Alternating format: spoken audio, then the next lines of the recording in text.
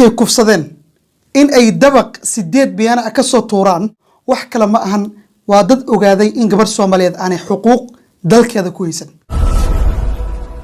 Assalaamu alaykum wa rahmatullahi wa barakatuhu. Waan idin salaamay dhamaan asxaabta qiimaha iga mudan meel kastoo adduunkaad ka joogtaan si walba maqal iyo muuqaygu idin soo gaaray oo walaalkiin Cabdullaahi Macal Xuseen oo alaaba ka wada socotaan channelkan quruxda qoyska 2. Inna lillahi wa inna ilayhi raaji'uun. Inna lillahi wa inna ilayhi raaji'uun.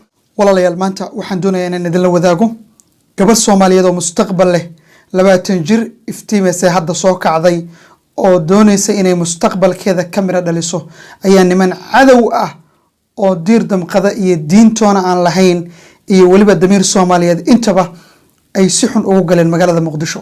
Xamdi Maxamed Faarax waxay ahayd gabar Soomaaliyeed waxayna kamid ahayd ardaydii sanadkan ka qalin jabisay dugsiyada sare ee imtixaankii shahaadiga dawladda qayb bay ka ahayd. Xamdi sida la sheegay waxa ay xiriir wadaag ahaayeen mid Soomaali sheeganayo isku sheeg ahaa diin iyo damiir toona aan lahayn sida aan warka ugu soo gaareen kadib waa uu la ballamay de kullay ballantan uu la ballamay kaligii ma aanu ahayn halkii uu kula ballamay oo ay ugu tagtay malaha rag kale ayaa la joogay oo markaasi u diyaarsanaa gabadhan in ay intay kufsadaan nolosheedana ay dhaafiyaan. arxan darro ka weyn ma jirto in gabar Soomaaliyeed oo waxa weeyaan jacayl baan kula wadaagayaa aad tiri isla markaasina noocaad la dhaqantay. haddaba marka walaalayaal bal sababta lagu dilay gabadha inta aanan idin la wadaagin muuqaalka familiga iyo sidii uga xun yihiin baan rabaa inaad ila daawataan.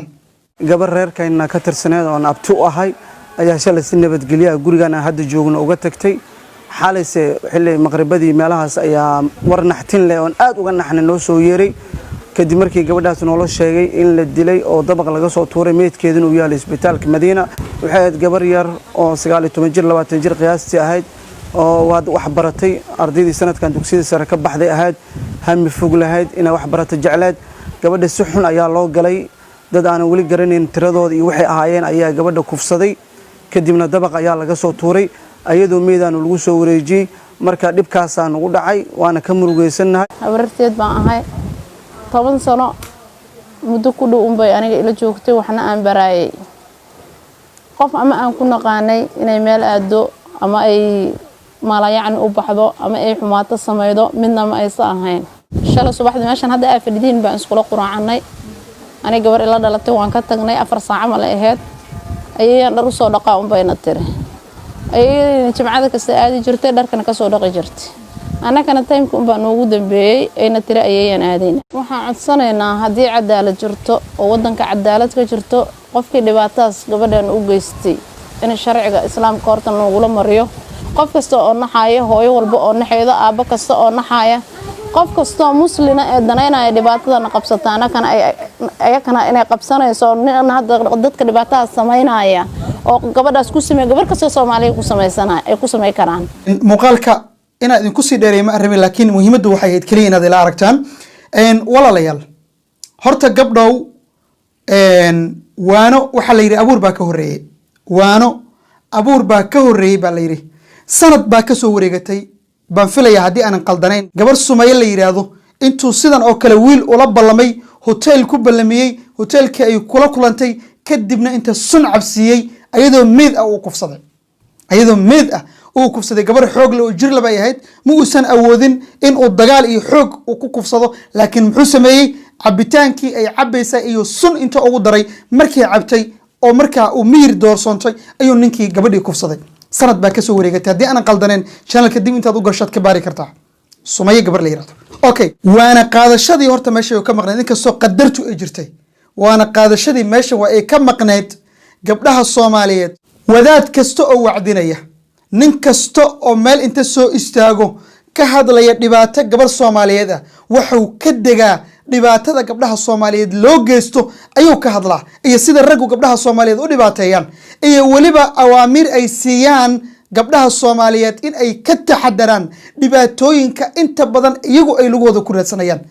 waxaan u gudagalayaa Xamdi Maxamed Faarax Allah u naxariisto waxay ahayd gabar Soomaaliyeed oo mustaqbal leh kamid ahayd ardaydii Soomaaliyeed ee sanadkan ka qalin jabisay dugsiyada sare imtixaankii shahaadiga dawladda galay oo markaas natiijo fiican la yimid.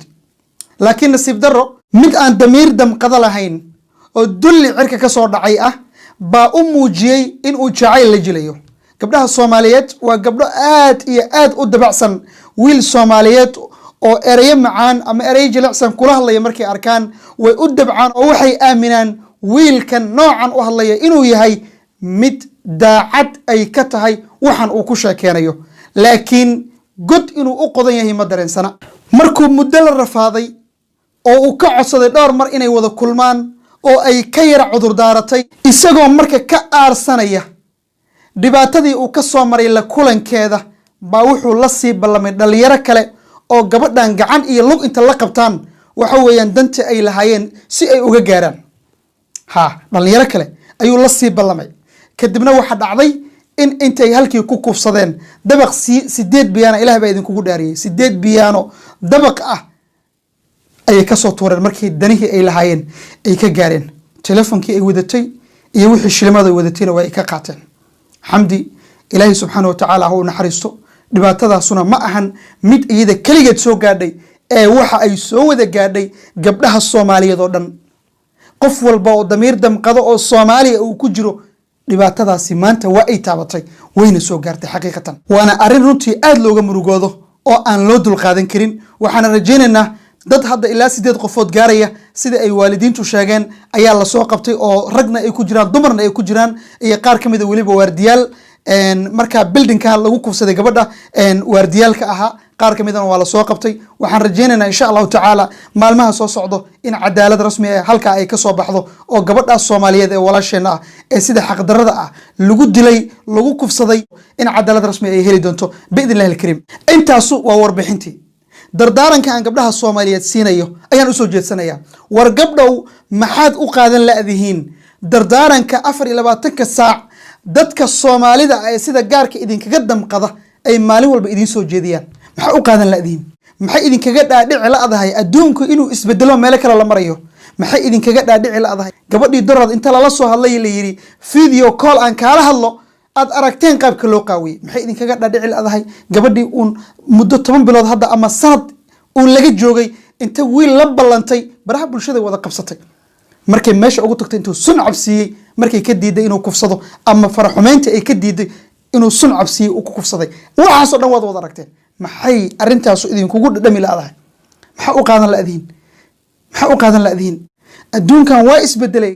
gabdhow tusaalaha idiin noqoto waxyaalaha dhacaya waa waxyaala adinka la doonaya inaad tusaale inta idiin noqoto aad kaga feejignaataan ilaahay subxaanahu wa tacaala aad ka tala saarataan dhibaatooyinkaasu. ilaan Soomaali waxay tiri ninkii qeyrkiisa loo xiray oo adiguna soo qoosay dhibaatadaasi gabadha walaashaa gaartay inay adigana kugu soo food leedahay maxaad uga taxadari laadiin? maxaa uga taxadari laadiin? dad wuxuusha baa soo baxay oo aan idinka damqanin oo damiirkii Soomaalinimo uu ka dhintay oo diin aan xeerinin, ehelnimo aan xeerinin, walaalnimo aan xeerinin, inay gabari la dhalatay aan xeerinin, in ay gabari dhashay xeerinin, in ay macnaha waxa weeyaan u dhaxday aan xeerinin, inay dhaleena aan xeerinin ayaa soo baxay. gabdhow ka digtoonaada oo mustaqbalkiina ilaashada. mustaqbalkiina ilaashada. tan way dhacday walaashan xamdi Allah subhanahu wa ta'ala ha u naxariisto. gacan ka xaq daran baa dishay. waxa weeyaan dulmi baa gabadha lagu dilay, dhibaato xun baa loo geystay, waliba nolosheedii bay u sii diideen. nolosheedii ayaa loo diiday. wayba ku kaceen oo falkii ku kaceen gabadhii dhibaateeyeen oo noocay aragtay baa u galeen. maxay haddana nolosheeda ugu diidayaan? maxay inay sii noolaato oga sii hor istaagayaan? raggaasi waa rag ogaaday in gabdhaha Soomaaliyeed mar walbaba dhibaato ay soo gaarto in loo calaacalo oo loo ooyo maahane aan waxba loo qabanin. rag ogaaday weeyaan arrintaas. soo waxa garateen maaha. gabdhow feejignaada. qalbigiinu ha joogo, maskaxdiinu ha joogto. waanada dadka walaaladiina ay idin soo gudbinayaan ha noqoto mid idin deeqda oo maskaxdiina ka dhacda ha noqoto. maanta magaaladii Muqdisho oo caasimadii dalka ahayd ay ahayd meeshii loo soo xukun tagi lahaa oo ahayd meeshii loo soo hiran lahaa bay dhibaatada noocaas oo kale ka socotaa. marka maxaa ka sugaysaa meelo kale iyo gobol iyo deegaano kale? maxaa ka sugaysaa? ilaahay subxaanahu wa tacaala gabdhaheena Soomaaliyeed xuquuqdooda Allah baa u soo celin karo. kulli waxa weyn qayli naguma yara, oohin iyo calaacal naguma yara, ka hadal naguma yara, wacyi gelin naguma yara. ilaahay baan subxaana wa tacaala ka rajaynaynaa gabdhaheena soomaaliyeed xuquuqdooda inuu dib inoogu soo celiyo. gabadhaas masaakiinta ah ee sida xaqdarada loo dilay 10 sano ayay magaalada muqdisho joogtay, waxayna u joogtay in hamigeeda ay heer ka gaarto. gabar waxay ahayd mustaqbal iyo heer kale inay ku sii noolato doonaysa, laakiin wuxuush baa intaa u diido ka hor istaagay oo maanta waxa weeyaan dhulka ka hoos marayay. biidnillahi alkariimna waxaan u rajaynaynaa in xuquuqdeeda gabadhaas si rasmi ah loo heli doono oo markaasi wuxuushtii nooca u gashayna cadaalad la marsiin doono biidnillahi alkariim. wallahi hadalka ma sii wadi karo, waxa weeyaan waana ilxumo, waa dhibaato aad u xun oo gabar Soomaaliyeed maalin walba aan maqalnaa oo waa la dhibaatay, waa la kufsaday, waa la dilay, dabaq baa laga soo tuuray bay maraysaa. ilaahay subxaanahu wa tacaala qoyskii iyo qaraabadii ay ka baxday gabadhaas anagoo dhan bay naga wada baxday, samir iimaan Allah ka siiyo, bedelkeedana khayr qaba Allah ugu bedelo. jannatul firdaws al-a'la baan u rajaynaynaa insha Allah tacaala inuu ilaahay subxaanahu wa tacaala ka waraabiyo. gacan ka xaq daran ayaa dishay, ilaahay subxaanahu wa tacaala waxaan oga baryaynaa gabdhaheennana xuquuqdooda rasmiga ilaahay subxaanahu wa tacaala inuu usoo dedejiyo ayaan isaga weydiisanaynaa. waa walaalkeen Cabdullaahi Macal Xuseen, arrintaa yar ayaan rabay inaan idinla wadaago iyo wuxuushtaas gabadha masaakiinta ah maanta garab naga maqan weeyaan ee naga dhex qaaday. intaanu barnaamij kalamida dib isugu soo laaban doono waxaan idinkaga tegayaa sidaas nabadgelyo. wassalaamu calaykum waraxmatullaahi wabarakaatuh.